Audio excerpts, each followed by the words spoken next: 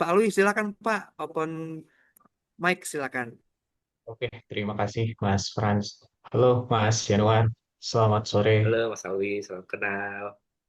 salam kenal. Saya dari Accurate Indonesia, Pak. Accurate ini em, perusahaan aplikasi software akuntansi ya. Jadi Ya, kami berada di bidang SaaS, software as a service begitu. Nah, tantangan kami sebetulnya dalam mendesain customer journey ini karena aplikasi kami ini perlu dipelajari ya oleh customernya gitu sampai dia paham. Maka kami punya satu customer journey namanya stage onboarding. Di onboarding ini customer diajarkan oleh tim trainer kami mengenai penggunaan aplikasinya. Memang sih kalau melihat dari kapasitas kan tidak mungkin kita mengajarkan sampai paham ya Pak. Karena kalau sampai paham mungkin perlu em, sampai berkali-kali training dan akan berpengaruh ke kapasitas juga ya, ya, kapasitas operasionalnya begitu.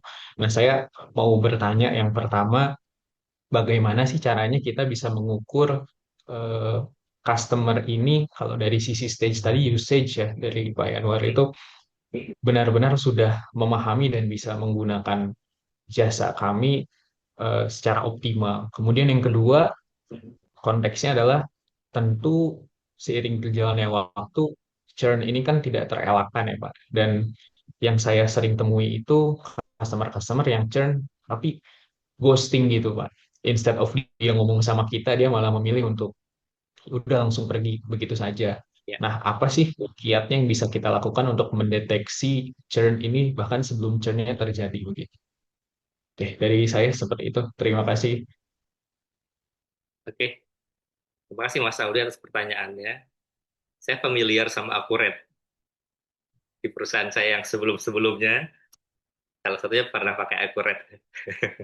Tapi versi yang lama Mas Alwi. Oke, jadi saya sangat familiar lah harusnya secara secara produknya ya. Pertanyaannya Mas Alwi menarik ya.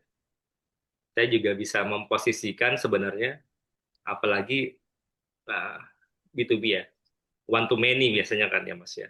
Ya, iya, betul. Mungkin ada trainer atau tadi ada apa, tapi importnya kan lumayan. Betul. Satu yang penting tadi, udah punya customer journey khusus di fase usage ya. Setidaknya kita juga sudah maintain ekspektasinya pelanggan kita, itu satu.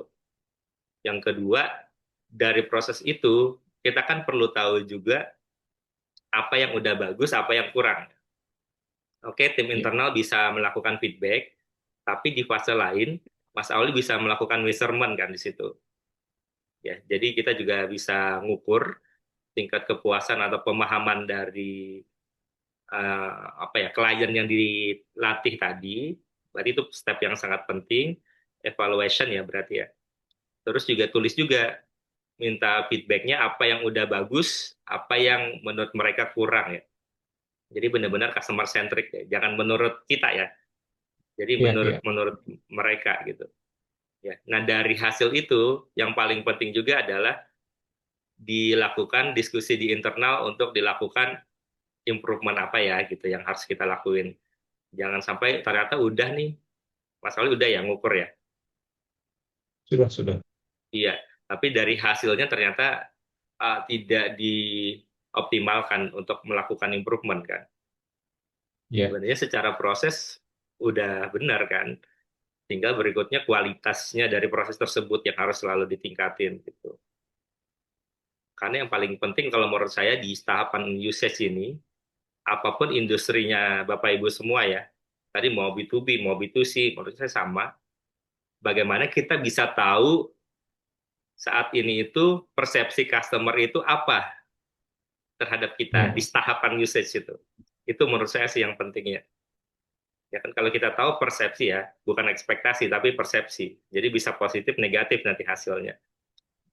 Ya, nah itu yang paling penting sih di fase usage. Nah, mindset yang kita coba bangun di sini adalah kalau positif artinya bagus. Itu jadi bahan yang bagus juga untuk jadi program employee experience contohnya. Tapi kalau negatif itu jadi feedback yang positif juga buat kita gitu. Jadi mindsetnya justru minta ke customer untuk ngisi sejujur mungkin, sesuai sesuai mungkin lah gitu, dengan kondisinya seperti apa. Karena bisa jadi setiap orang punya persepsi yang beda-beda, setiap brand punya persepsi yang beda-beda. Itu yang jadi bahan analisisnya kita ya.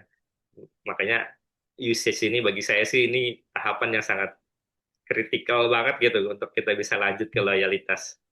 Karena kalau ini udah lewat, mungkin dalam perjalanan ada aja kendala kesulitan sistem ya Mas. Saya kan subscribe beberapa sistem juga gitu. Ya, selama kita punya satu tim customer support yang responsif sih menurut saya, atau key account yang responsif, itu akan bagus service recovery-nya. Ya kan? Tapi kalau di situnya lewat, tadi ya untuk resubscribe lagi atau subscribe ulang atau beli produk layanan kita laginya, eh, kemungkinan akan kecil ya. Tadi yang saya bilang sekarang pelanggan itu udah ada di level, tidak semua ya, tapi udah di level males komplain dan males marah-marah. Jadi kalau Ghosting Mas aja Auli akhirnya di gitu. ghosting, Iya, ya itu impact ya, atau sebab dari proses usage dan after sales service yang tidak maksimal. sih. Saya masih boleh nanya lagi nggak? Boleh, boleh, boleh. Boleh, boleh, boleh. Masih ada waktu ya Mas Frans ya. Oke. Masih ada, masih ada. Yang jadi tantangan selanjutnya kan ketika kita mau melakukan pengukuran, tentu ada sampelnya ya. Nah, Mm-mm. kadang-kadang kesulitannya adalah karena bisnis kami ini kan B2B ya, one Ya, to many gitu. ya. Eh, Kalau saya berbicara dengan orang yang menggunakannya, eh, bisa jadi feedbacknya macam-macam gitu. Tapi ketika saya Mm-mm. bicara sama business owner yang memang tidak pakai aplikasinya, tidak mendapatkan eh, apa ya, Big insight yang picture-nya lah ya Mas. dibutuhkan. Uh-uh. Picture Mm-mm. lah, betul. Mm-mm. Itu tantangan yang pertama. Kemudian yang kedua, eh, apakah ada rasio khusus ya? Berapa persen sih sampel yang kita butuhkan sampai kita bisa menganggap suaranya customer ini representatif? Mm-mm. Kemudian yang ketiga, eh, customer-customer seperti apa sih yang harus kita prioritaskan dulu untuk disurvei begitu? Dan apakah survei ini baiknya metodenya by dokumen aja ya kayak kita ngirim link survei atau kita telepon biar bisa dapat experience lebih? Ya, ini penting juga nih pertanyaan Mas Auli nih buat mungkin relate juga dengan teman-teman semua ya. Pertama sih kalau menurut saya prioritasnya cara mikir setup sistemnya ya Mas Auli ya. Setiap orang yang selesai di training itu harus ngasih feedback. 100% harus Masih. ngasih feedback. Berarti yang harus dipikirin adalah di prosesnya bagaimana ya agar 100% ini tercipta. Misalkan, tapi ini Mas Auli coba ini lagi ya, coba mungkin korelasinya dengan bisnisnya Mas Auli. Cuman di pikiran saya aja gitu.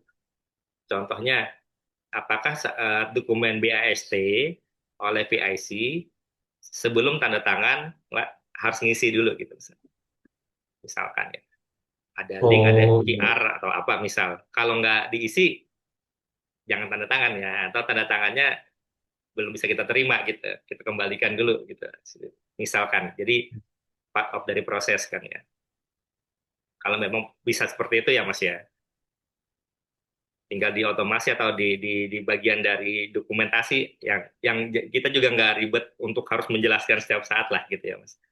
iya, iya. Mungkin yang berikutnya nanti PR-nya di improvement di kuesionernya aja ya kan. Kalau merasa terlalu panjang lah, ada pertanyaan tidak penting lah ya kan, ya tadi diperbaiki di situnya. Betul. Nah kalau itu bisa sih bagus. Kalau misalkan tidak, mau nggak mau kan harus ada prioritas ya. Iya, Kalau bisa prioritasnya, kalau Mas Alwi ya, biasanya ya ada segmen customer kan, harus di iya. capture sih di masing-masing segmennya. Jadi kalau kita lihat, oke, yang apa segmen atas ya mungkin ya yang beli package-nya berapa berapa ini dan berapa juta dan sebagainya bisa ditentuin dari situ. Itu yang diprioritasin. Mungkin kalau bisnis iya karena Pareto ya. Iya. Tapi kalau di customer feedback kalau bisa setiap segmen itu ada pengukurannya tuh. Tinggal eh, berapa ya suara yang bisa merepresentasikannya. Sebenarnya kalau ini tidak ada acuan baku atau khusus ya Mas ya. Atau kalau kalau mau 30%, berarti 3/7, 3/10 misalkan gitu ya, misalkan. Tapi kalau bisa sih, balik yang ke awal sih Mas, masukin ke proses, biar semua Iya, orang ngisi, bisa tapi yang langsung. ngisi PIC-nya Mas. Jangan business I see. owner yang nggak ngerti konteksnya kan. Mm-mm. Kalau business owner lebih ke entertain aja Mas. Siap. Thank you, Mas Hopefully, ya Yanuar. hopefully ada Oke, insight oke. ya Mas dari situ. Siap. Thank you Pak Alwi untuk pertanyaannya luar biasa. Saya juga mau menambahkan sedikit, selain tadi melakukan survei atau kuantitatif, bisa juga melalui kualitatif interview ya. Jadi Bisa. mungkin ambil 10-20 akun kunci gitu ya. Nah, ini justru bisa jadi insight yang terdalam juga, bisa muncul dari situ gitu. Jadi ada beberapa cara juga untuk menentukan. Kalau tadi based on pengalaman saya Pak Yanwar dan Pak Alwi ya, jadi yang mana sih yang kita prioritaskan gitu kalau di perusahaan sebelumnya gitu ya. Yang pertama yang high revenue dulu. Terus yang kedua yang at risk account-nya ya, maksudnya potensi churn-nya tinggi. Baru yang ketiga new customer yang 0 sampai 6 bulan. Jadi tergantung bisnisnya gitu. Tapi based on pengalaman Iya. saya seperti itu.